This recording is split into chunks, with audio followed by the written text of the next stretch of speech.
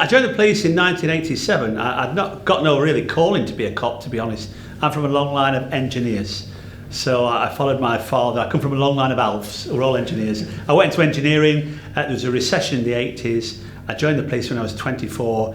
Joined Lincolnshire Police, got stationed to Skegness, and really enjoyed it, loved it.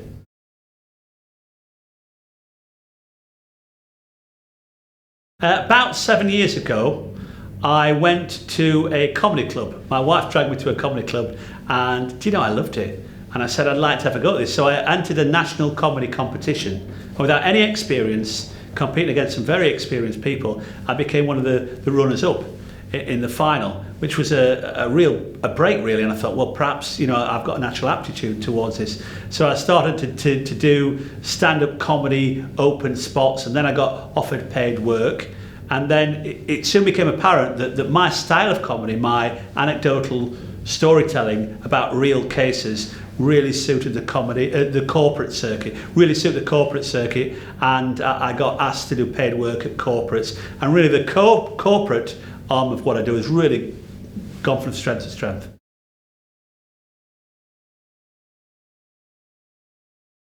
Yes, it is a big decision to change career at my time in life, because I've got no background in speaking or writing or performance.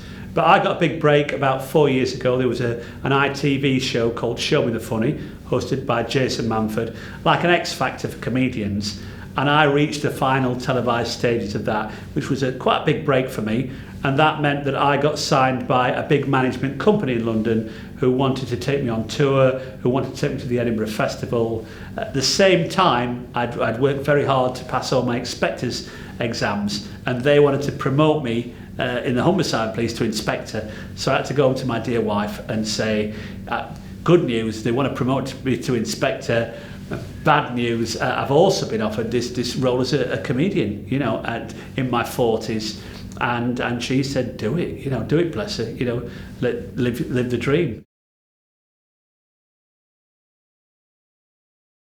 I tend to talk about policing, and I don't, obviously I didn't police at an executive level, so I don't talk strategies and policies. I tend to tell hands-on, real life, everyday stories about policing a normal town, like Scunthorpe is where I work. So that's what I tend to talk about, and I find that works really, really well after dinner events. They love to hear the inside, real life stories, and for some reason I'm very fortunate.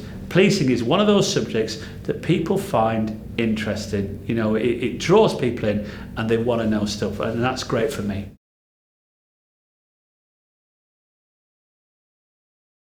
Oh, very true to life. I mean, I have to change names and places sometimes, and I have to change a couple of details, but the real funny stuff is the real life stuff. I can sit there and write as a comedian and try and write routines, but the funniest stuff I ever do are the real life stories that really happen. You just can't write those.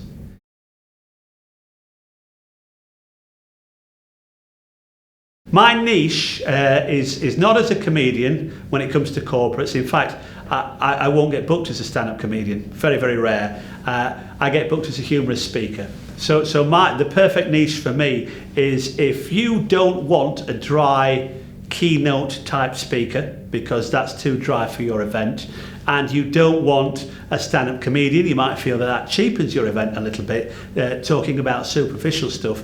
I'm the one in between. I'm the one that's going to talk about something. I'm going to talk about policing, and of course I'll try and tailor it into your organisation, but I'll talk about policing in a funny way and tell funny stories. So I'm the one in between dry and stand-up.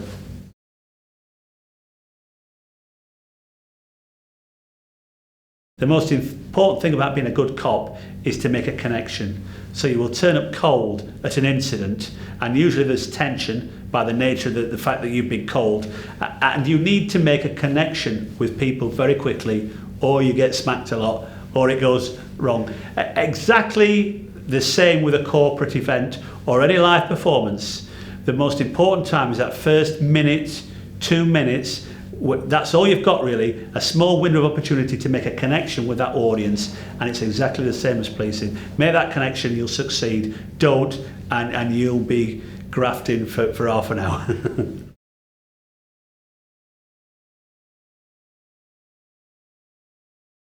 There's various comedians I really like that I try and work towards. I love Lee Mack. I think he's very talented. He is great timing. He's a great comedian. He's a good actor. He's a very good writer. I like David Mitchell, who I have to say, without bragging, secretly he's one of my fans, David Mitchell. Him and Victoria Corrin come and see my Edinburgh show every year, and we go for a drink afterwards. And I didn't know them from Adam, and he just introduced me. I was shaking people's hands at my small Edinburgh venue, and I said, "I know you." He said, "Yeah, I'm David." And I said, "You're David Mitchell, aren't you?" He said, "Yeah." He said, "I love your work. I love your show." And so they've really tried to push for me. And in fact, David Mitchell 2 years ago came to see my show and tweeted to his whatever millions followers that it was the funniest thing he'd seen in Edinburgh all week. So fabulous. But I really like him, and he won't have it that he's a stand-up comedian. I keep telling him he is, and he won't have it that he is. But I think he's extremely talented, and another person that I really admire.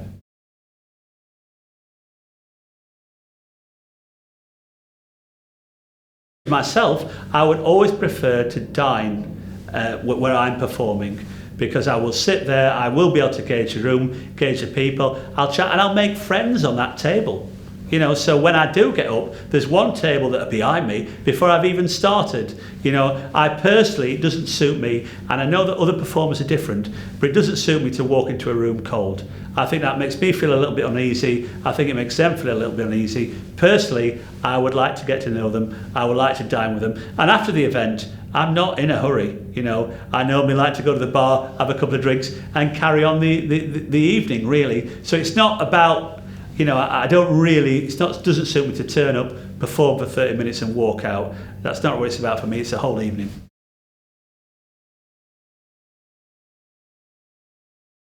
Okay, I would describe myself as an anecdotalist, but you know, it's I do write jokes, but you don't really see the jokes because the jokes are peppered within the story. I would describe myself as having a relaxed, avuncular type style.